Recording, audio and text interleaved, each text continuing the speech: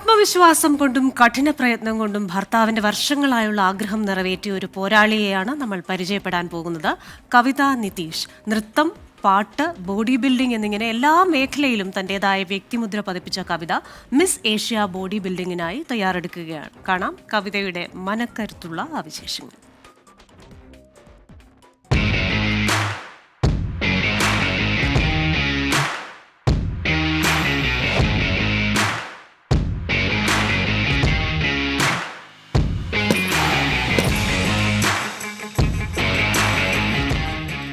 എൻ്റെ പേര് കവിത, ഹസ്ബൻഡ് നിതീഷ്. ഞാൻ 2 കുട്ടികളുടെ അമ്മയാണ്. എൻ്റെ സ്ഥലം കോഴിക്കോട് കുന്നത്തുപാലാണ്. ഞാനൊരു ഡാൻസറായിരുന്നു. ക്ലാസിക്കലും വെസ്റ്റേണൊക്കെ ചെയ്തുകൊണ്ടിരിക്കുകയായിരുന്നു. പിന്നെ ഒരു ഡാൻസ് ടീച്ചറാണ്, സ്കൂളുകളിലൊക്കെ പഠിപ്പിക്കാറുണ്ട്. പിന്നെ ഈ ഒരു ഫീൽഡിലേക്ക് വന്നത് ഡെലിവറിയൊക്കെ കഴിഞ്ഞ് കുറച്ച് വയറൊക്കെ ചാടിയിരുന്നു. അപ്പോൾ അത് കുറയ്ക്കുക എന്നുള്ളൊരു ഉദ്ദേശത്തിലാണ് ഞാൻ ഫിറ്റ്നസ്സിന് വേണ്ടിയിട്ടാണ് ജിമ്മിലേക്ക് വന്നത്. പിന്നെ വന്നപ്പോൾ ഹസ്ബൻഡ് 10-15 വർഷമായിട്ട് ഈ ഒരു ഫീൽഡിലുണ്ട്. അപ്പോൾ അവരുടെ ഒരു ആഗ്രഹമായിരുന്നു കോമ്പറ്റീഷന് പങ്കെടുക്കണം എന്നുള്ളത്. അപ്പോൾ ഇതുവരെ അതിന് സാധിച്ചിട്ടില്ല. അപ്പോൾ അത് എന്നോട് ചെയ്യുമെന്ന് ചോദിച്ചു.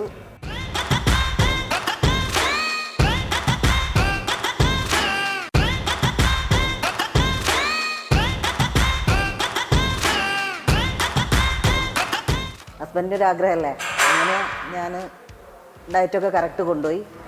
സാധാരണ നോർമലൊരു വരുന്ന ലേഡീസ് പൊതുവേ ഒരു ഡയറ്റ് ഷെഡ്യൂൾ എഴുതി കൊടുക്കുക ചെയ്യുക.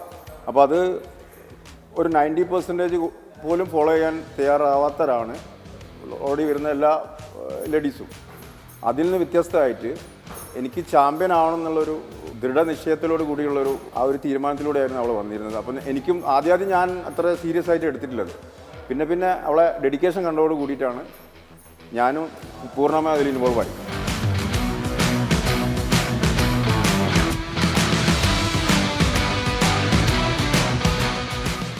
Miss Calicut, miss Kerala, miss India. ഇതിൽ miss Calicut, miss Kerala overall ചാമ്പ്യനാണ്. പിന്നെ മിസ് ഇന്ത്യയിൽ ബെസ്റ്റ് ഓഫ് 6 വന്നു. ഡാൻസ് ഒരുപാട് സ്റ്റേജ് ചെയ്തിട്ടുണ്ട്. പക്ഷേ ഇത് ഈ ഒരു ബോഡി ബിൽഡിംഗ് എന്ന് പറയുന്നത് വേറൊരു എക്സ്പീരിയൻസ് തന്നെയായിരുന്നു. കാരണം ഡാൻസ് കളിക്കുന്ന പോലെ അത്ര ഈസി ആയിട്ടുള്ള കാര്യമല്ല പോസിംഗ് ഒന്നും.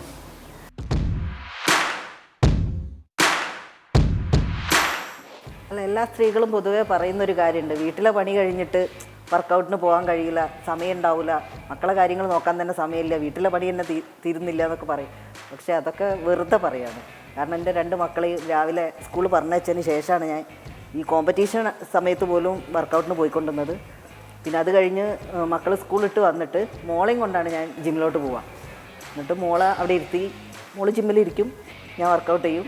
എന്നിട്ട് പിന്നെ അത് കഴിഞ്ഞ് വന്നിട്ട് മക്കൾക്ക് പഠിക്കാനുള്ളതൊക്കെ പഠിപ്പിച്ച് ഇതേപോലെ ഫുഡൊക്കെ കൊടുത്ത് ഓരോ കാര്യങ്ങളൊക്കെ ചെയ്തിട്ടുണ്ട്.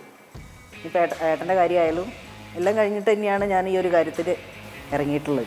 എൻ്റെ ഒരു ആഗ്രഹം ഇനി ഞാൻ 10-15 വർഷമായിട്ട് ഇതുവരെ കോമ്പറ്റീഷൻ ചെയ്തില്ല. നമ്മളെ വർക്കും കാര്യമൊക്കെ ആയിട്ട് ഇങ്ങനെ പോകല്ലേ മുന്നോട്ട്. രാത്രിയും പോലും ഓട്ടോ വർക്ക് കഴിഞ്ഞിട്ട് അതൊക്കെ ഇതിനെ കണക്കായിട്ട് ഷെഡ്യൂൾ ഉണ്ടല്ലോ, അതൊന്നും എനിക്ക് പറ്റില്ല. അപ്പോൾ അവൾക്ക് താല്പര്യമുണ്ട് പറഞ്ഞപ്പോൾ അവളെ കൂട്ടിക്കൊണ്ടുവന്ന് എനിക്ക് സാറോട് പറഞ്ഞ്, കോച്ചിനോട് പറഞ്ഞ് ഒക്കെ ഇങ്ങനെ കോമ്പറ്റീഷന് ഇറങ്ങണം താല്പര്യമുണ്ട്. അങ്ങനെ വർക്കൗട്ടും അതിൻ്റെതായ സപ്ലിമെൻറ്റും കാര്യങ്ങളും എടുത്ത് അവൾ കഠിനമായി നല്ല വർക്കൗട്ട് ചെയ്യും. ഇനിയുള്ളൊരാഗ്രഹം മിസ് ഏഷ്യ ചെയ്യണം എന്നാണ്. ഇനി പറ്റുകയാണെങ്കിൽ ഒരു വേൾഡും കൂടി അടിച്ചിട്ട് കോമ്പറ്റീഷൻ നിർത്തണം. എന്നിട്ട് ഫിറ്റ്നസ് നിലനിർത്തിക്കൊണ്ട് പോകണം. പിന്നെ ഒരു ജോലി വേണം. അങ്ങനെയാണ് മുന്നോട്ട് പോകണമെന്ന് വിചാരിക്കുന്നത്.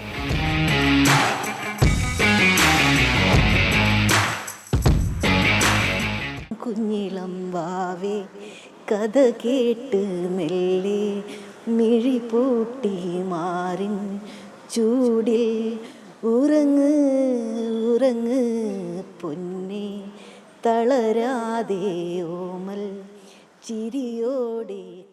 ക്യാമറമാൻ മുനീഫ് തിരൂരിനൊപ്പം ഷഹദ് റഹ്മാൻ, 24 കോഴിക്കോട്. അപ്പോൾ എന്തായാലും ഒരു കരുത്തുറ്റ സ്ത്രീ അല്ലേ. ഒരുപാട് പേര് അഭിനന്ദനം അറിയിക്കുന്നുണ്ട് നമ്മുടെ കമന്റ് ബോക്സിൽ. കവിതയ്ക്ക് എല്ലാ ആശംസകളും.